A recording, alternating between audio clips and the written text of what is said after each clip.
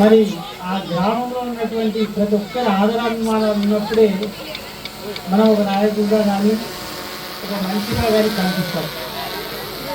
నిజంగా ఈ గ్రామంలో ఏ జన్మలో చేసుకున్న పుణ్యమో కానీ ఈ గ్రామంలో ప్రతి బిడ్డ కానీ మమ్మల్ని ఆదరించడానికి వారందరికీ కూడా మరొక్కసారి ఆదరిస్తున్నందుకు వారికి మరొక్కసారి నమస్కరిస్తూ, ముఖ్యంగా ఈరోజు మాతో వచ్చినటువంటి మా యొక్క భారతీయ జనతా పార్టీ బృందం అందరం కూడా మీ అందరికి కూడా రుణపడి ఉంటామని చెప్పి తెలియజేస్తూ, ముఖ్యంగా ఏ పని చేయాలన్నా మనం ఏ కార్యం చేయాలన్నా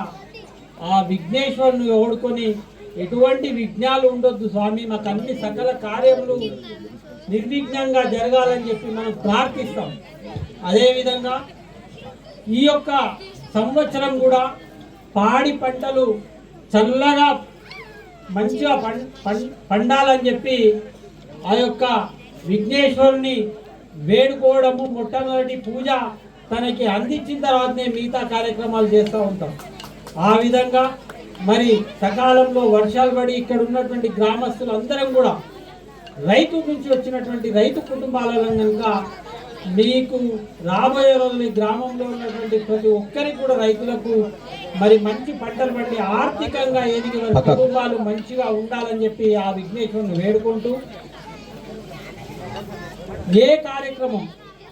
పొట్టిపల్లిలో నిజంగా ఎటువంటి కార్యక్రమంకి మమ్మల్ని ఆహ్వానించినా తప్పకుండా వస్తామని చెప్పి తెలియజేస్తూ, మరి నిజంగా ఇంత పెద్ద ఎత్తున ఏదైతే సదాశివ వినాయక అసోసియేషన్ ఆధ్వర్యంలో ఈ యొక్క సాగర్ మరి వాళ్ళ మిత్ర బృందము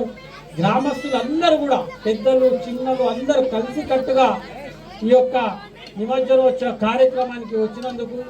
మరి మమ్మల్ని ఆహ్వానించినందుకు మరొక్కసారి ఆ యొక్క వినాయకుడి యొక్క ఆశీస్సులు గ్రామస్తులకు మా అందరికి కూడా ఉండాలని వేడుకుంటూ, మరి శివుడి ఆజ్ఞ లేని చీమైనా కుట్టదన్నట్టుగా మరి ఆ వినాయకుడి యొక్క విఘ్నాలు మనకు ఎటువంటి రావద్దు అంటే ఆ వినాయకుని ఆశిస్తూ ఉండాలి, మనం అందరం బాగుండాలని చెప్పి ఆ యొక్క దేవదేవుడిని మహేశ్వరుని మరొక్కసారి వేడుకుంటూ,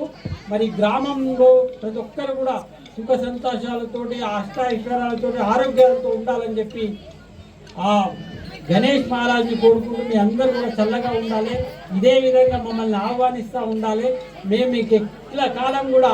మీకోసము మరి వస్తూ ఉంటాము, మీరు కూడా మమ్మల్ని ఆహ్వానించాలని చెప్పి మరొక్కసారి కోరుకుంటూ, మరి మమ్మల్ని ఆహ్వానించినందుకు మరొకసారి కృతజ్ఞతలు. గణేష్ మహారాజ్ కి